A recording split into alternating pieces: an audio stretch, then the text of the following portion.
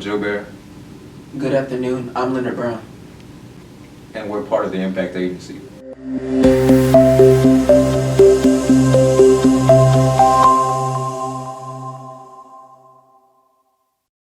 Today we're here with Mr. Anthony Celestine of the MARC Center.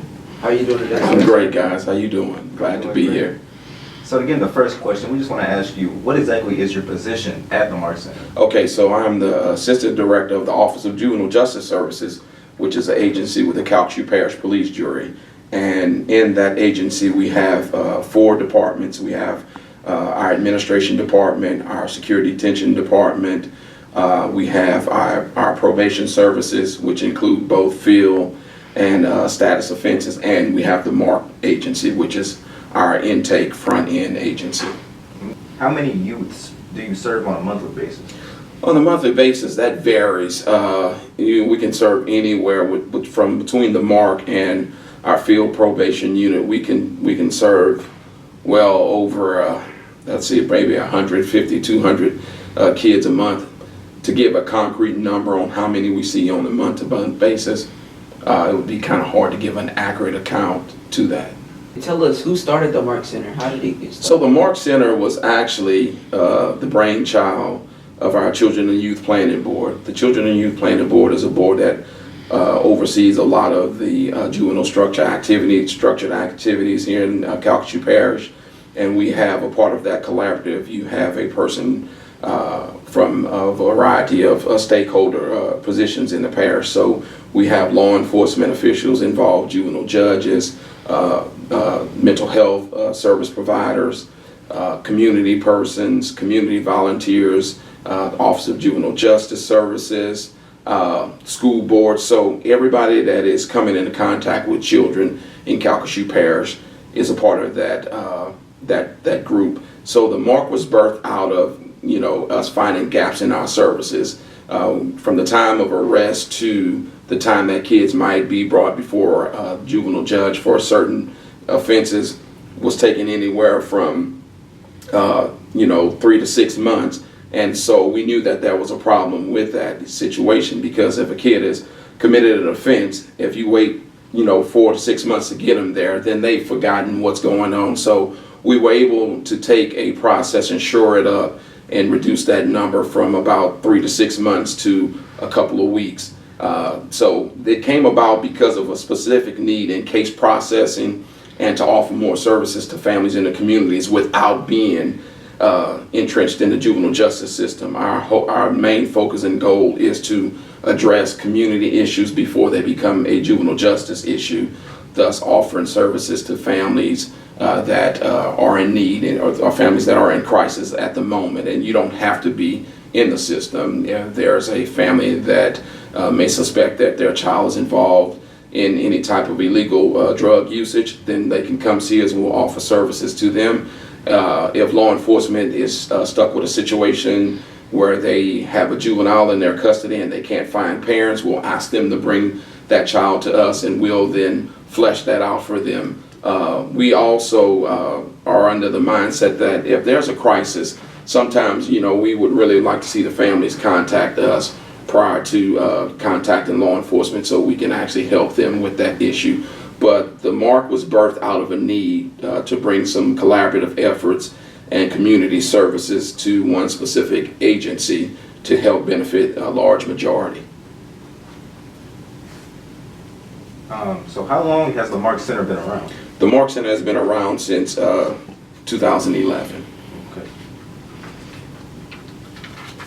What do you do personally to help the at-risk youth that attend the MARC Center in your position? So in my position, not being the direct contact at the agency, overseeing our manager, Mr. Josh Campbell, that runs the program, and his staff, which they do a great job. My job is just to make sure from an operations perspective that we are meeting all of our tangible marks, that we are providing services that are necessary to our families, always kind of pushing the envelope, looking at data and new trends that can benefit the families that we serve. So we're always looking to make our shop better because we want to achieve our ultimate goal, and that is to ensure that every child has opportunity to live a happy, healthy, and successful life. So my job is to push them to be the best that they can be, not to, leave any stone unturned. If something seems a little unsure to you, push and ask the answer. So I always encourage them to dig deeper, dig below the surface. And when you dig below the surface, you will definitely see some things that need to be resolved.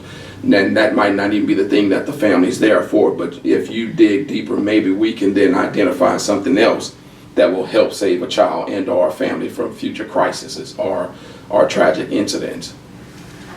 So, when working with the youth, do any of you continue the relationships with the youth after they're released from the program? Oh my God, that's a great question. I've been doing this work since 1994, and most people, when you're in the thick of things, sometimes you can't see the benefit of it. And it's just like a farmer.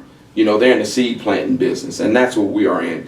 You may not see everything manifest that month, that year, 2 years down the line, but the success for me is when I see several of the young men and women that I worked with in the past.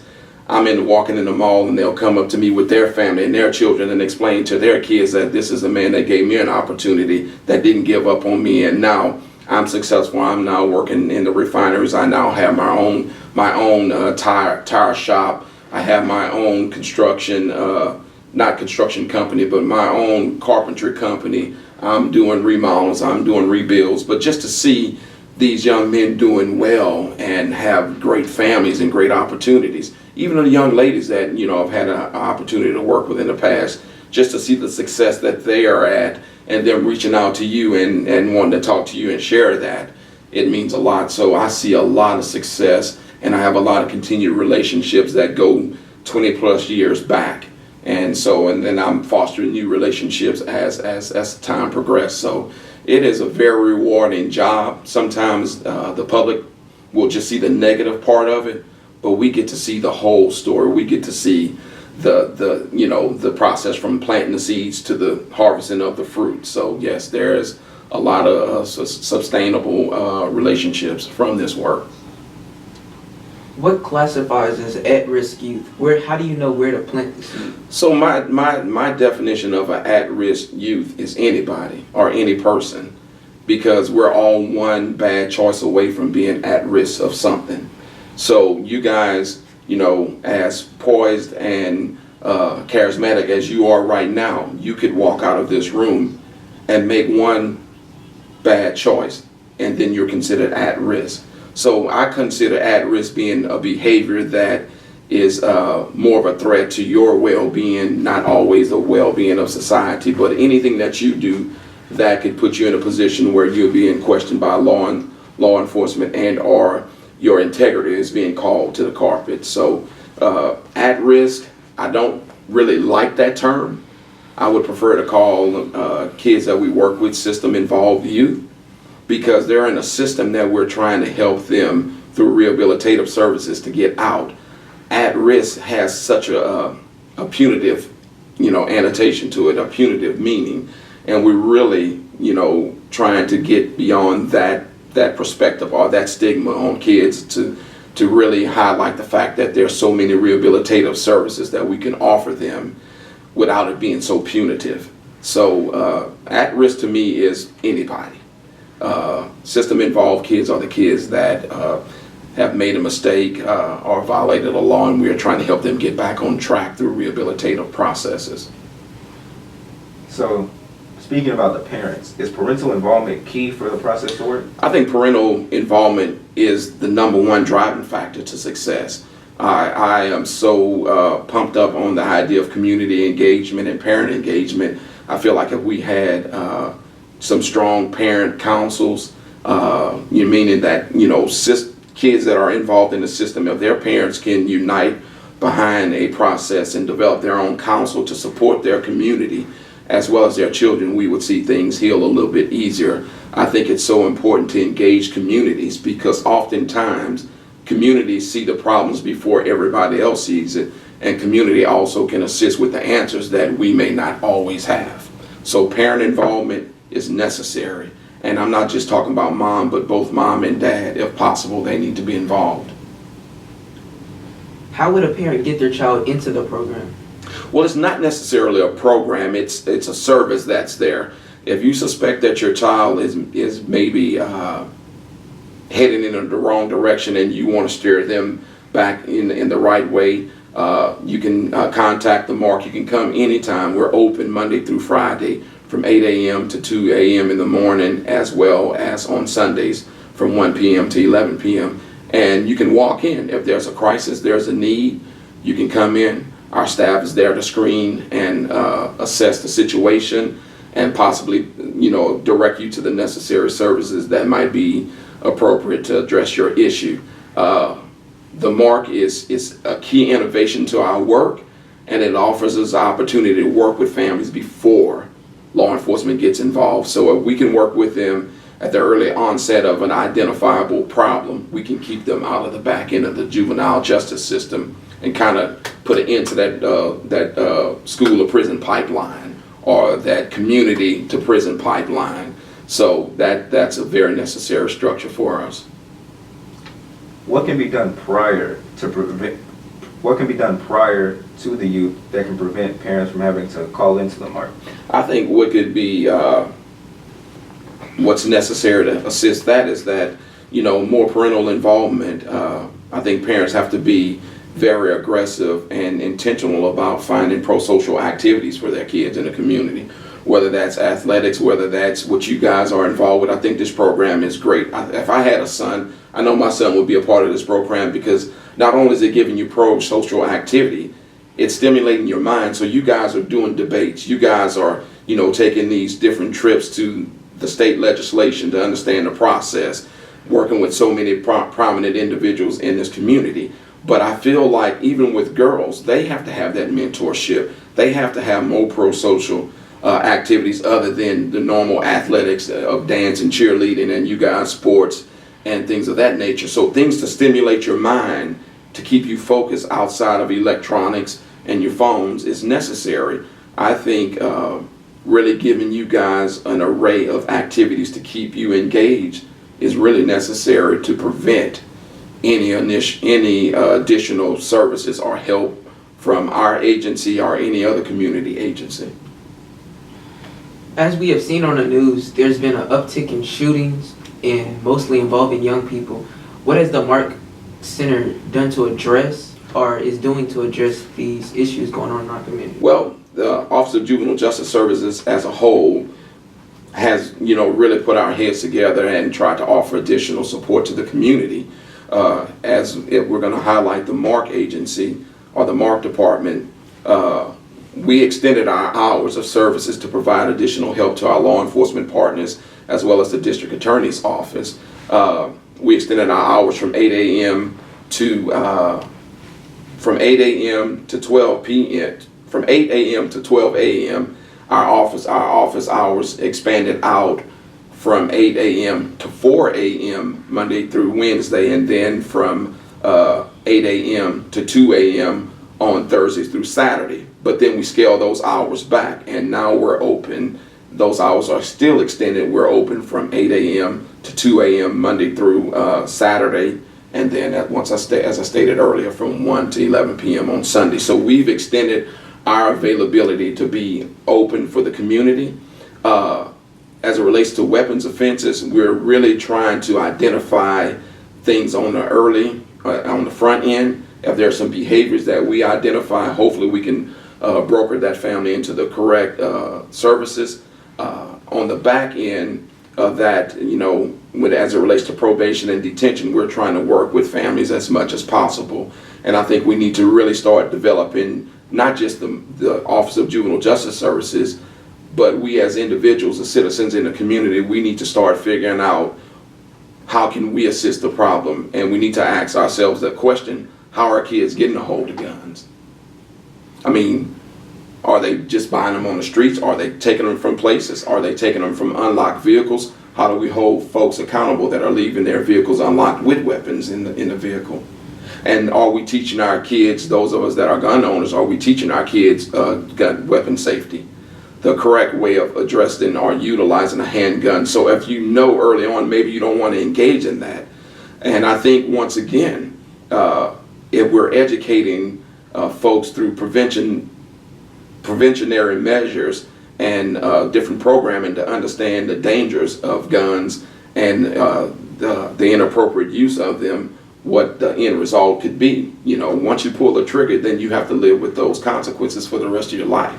So hopefully we can educate on the front end, so we never, I would love to think that if we educate on the front end, we could possibly prevent as many kids as possible from getting to that point of thinking about what do I do after I pull the trigger. So that's my thoughts on that. So we've noticed that there is an additional building near the MARC Center. What is that building? So in the rear of the MARC Center, so basically we're building our new juvenile justice complex. So there's a new evidence-based state-of-the-art facility that's being built. And inside that structure, we will have a 38-bed juvenile detention facility that's state-of-the-art with a lot of natural light and programming opportunities for kids in the facility. We'll be addressing their medical needs, their educational needs, mental health needs, offering opportunity for kids that are in detention to see their families 24 hours a day. So we'll have 7-day-a-week visitation. I feel like when kids, the worst thing you can do in some cases is taking a child away from their home. So if we have to take a child out of the home environment, we would like to assure that they have contact with their parents or their caregiver on a consistent basis. Also, there's going to be a separate workspace for all of our probation, FINS, task, and all of our other supportive services areas. Each one of those individuals will have their open office concept space where we'll all work in one space, and then they'll have visits and contact with their clients and their families in a separate space.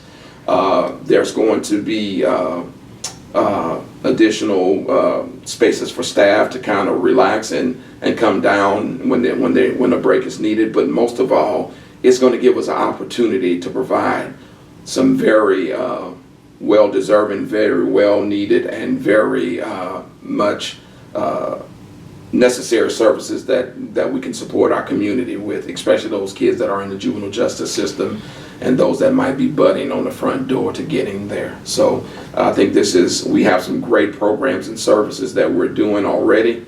Well, we've received a lot of national recognition for our reformative efforts, and now we have a building that will be able to support the services that we're pouring out to the community with.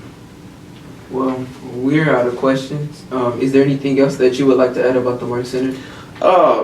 Maybe not necessarily about the MARC Center, but just my vision and my goal, as I stated, is to assure that not only myself, but the staff that work at our agency will do whatever is necessary to assure that every child in Calcasieu Parish will have an opportunity to live a happy, healthy, and successful life. And we will do the necessary things, or take the necessary steps to assure that we accomplish that while they're under the undersight, or while we're overseeing their process of getting back into the community off of supervision and or through some type of reentry efforts. So that's our goal, to assure that every kid has an opportunity to live a happy, healthy, and successful life. And before we close, I'd like to ask you, can you tell us what the address of the MARC Center is? The Office of Juvenile Justice Services address is 3615 East Prion Lake Road, and we're one campus, and the MARC is the first building that you will run into before you get to the construction. Well, we thank you for your time. No problem. Thank you guys for having me, and I hope I was able to share something new with you on today. Thank you so much. Okay. And once again, I'm Jacob Joubert. And I'm Leonard Brown. And this is Impact Agency Interviews.